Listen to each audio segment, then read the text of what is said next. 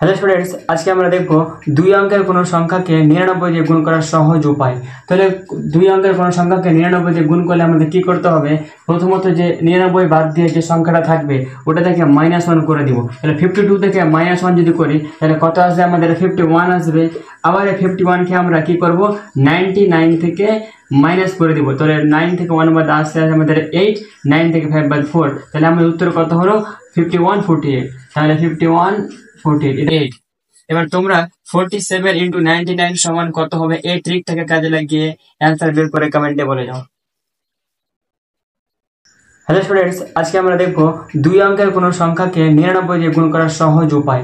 তাহলে দুই অঙ্কের কোনো সংখ্যাকে 99 দিয়ে গুণ করলে আমাদের কি করতে হবে? প্রথমত যে 99 বাদ দিয়ে যে সংখ্যাটা থাকবে ওটা থেকে -1 করে দিব। তাহলে 52 থেকে -1 যদি করি তাহলে কত আসবে? আমাদের 51 আসবে। আবার এই 51 কে আমরা কি করব?